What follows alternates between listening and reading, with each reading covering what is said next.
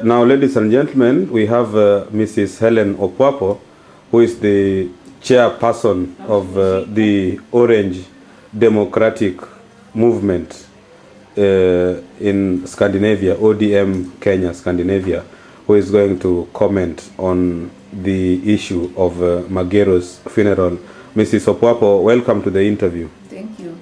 Now, you know the circumstances surrounding the funeral arrangements of Mr. Maggero.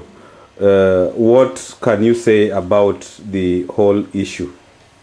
Well, I can say that the whole issue of Mr. Maggero's passing away and funeral arrangements is a catastrophe to the Kenyan community, especially here in Sweden.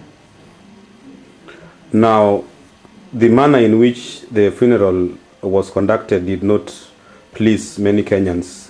The first problem was that the death announcement was not made on time. It was made 4 days later. What do you have to say about this? Well, I can only put the blame squarely on Mrs. Maggero's shoulder. She has been with us in many funerals, and she had been a very good example of a white woman married to a black man. She had acquired all the culture, she had fulfilled all the cultural events, and everybody was talking very good of her, that she is a good example that actually white people can actually reform and work with us in both their culture and our culture. So this was a disappointment. Now, what is your reaction to the fact that Maggero's family in Kenya was totally kept out of the funeral arrangements? Well, I'm very dismayed of this because this should not have happened. I know that might be at the time of death, might be the woman was shocked and very tired and didn't even have the strength to ring Kenya. But had she informed any Kenyan at all, they could have taken that in consideration and would have called anybody relevant to inform the Kenyan family of that death. So now, it is still her mistake.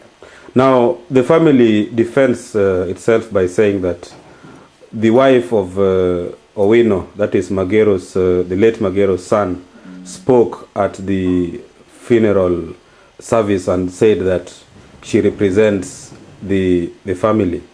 Do you think that she was the perfect representation? Do you think it was effective for her to have represented Maggero's family? Well, since she came from Europe, I could also have gone and represented the Maggero's family, for that matter.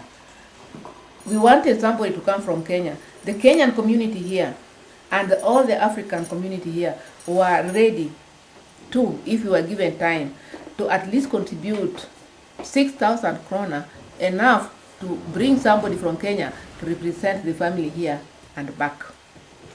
Now, Kenyans requested the family that even if Maggero's body was to be cremated, they needed to view the body. What is the importance of viewing dead bodies as far as Luo culture is concerned? Well, the most important thing is to actually give this person a nice farewell, because it's the last time that everybody who is going there is able to see this person. That is very important. The next thing is Maggero himself was the very guru of African tradition. It dismays me that at his death he would have requested that Africans can't see him. He knew very well that all Africans, all his friends, all Kenyan community would have wanted to view his body. So Now, Maggero's family and a cross-section of Kenyans who are in the minority have said that the whole issue of Maggero's funeral was a private issue which should have been left to the next of kin, which in this case is Maggero's wife and her 4 daughters in Sweden. What is your comment? Well, my comment is, first of all, those Kenyans who are saying that it was the family business, when it is their turn, do they always say it's a family business? Why should it be different for Maggero? The second thing, Maggero's family, the daughters, the mother, everybody around Maggero, we knew Maggero or we knew them through Maggero, just because Maggero was continuously interacting in these social gatherings, in these traditional things. Even his daughters, he did this duopo thing, which was never done even to me. This was the thing which was even done only to my mother and my grandmothers there. He had kept this tradition. During those moments, Maggero was a real traditionalist. His wife was also traditionalist, wearing African dresses. I don't understand anybody saying anything that this was a Maggero thing. Maggero belonged to his family and to us too. Now, in Luo culture, is it in order for other people to get involved in funeral arrangements? I mean, in this case of Maggero, what could have happened if the whole thing played itself in the normal way? In the normal way, Maggero's immediate family would be really morose and mourning. The rest of the things would have been taken care of the community, the Luo community. There is a group calling itself Liberated Young Kenyans who say that the whole issue of following cultures is outdated, and that the issues which are being followed by a cross section of Kenyans are issues that should better be left alone. What is your reaction to this liberated young Kenyans? Actually, that part of it really annoys me. These liberated Kenyans, let them be liberated when it's their turn, and they say we are liberated. These are the people who have even enjoyed the Kenyans' communities' social interaction. They have enjoyed their social welfare society, the way they always donate and make sure that something is properly done or halfway done to the core. Then when it comes somebody else, then they say they are liberated. They are not liberated, they are lying. Now, there is an argument that has been used by critics to the effect that Maggero never used to like the idea of bodies being taken home after people contributing lots of money and so forth. Now, as a person who has been in this country for quite a long time, is this true? Is it true that Maggero really never liked the idea of, people coming to contribute money to transport bodies to Kenya? That part of it I really don't understand, because Maggero was always in contributions and was contributing very generously. Maggero himself, you remember his job when he was still working, he ferried many bodies to Kenya. How come that he could have thought of his own body not to be ferried to Kenya? That one is a lie. I think it is a lie. Now, there is also the most controversial issue of cremation, that Maggero's body was to be cremated. What do you have to say about this cremation business? Might be I can still actually repeat myself that I do not understand.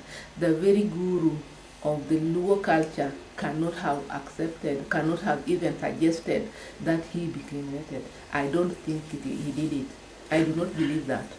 Now, Maggero had a wife in Kenya whom he married, they wedded. Do you think she could have played a role in this funeral arrangements? It would have been very good if he did. I'm very disappointed that he was not allowed to come and actually see where her husband is buried. I think it's very, very, very painful, because he is the first wife, is the mother of those first children, and actually the present wife knew of her. Despite that might be they are not living together, the culture says that he is still the first wife, since he never got married somewhere else. This issue has also created a lot of debate around interracial marriages, especially between white Swedish women and black Kenyan males.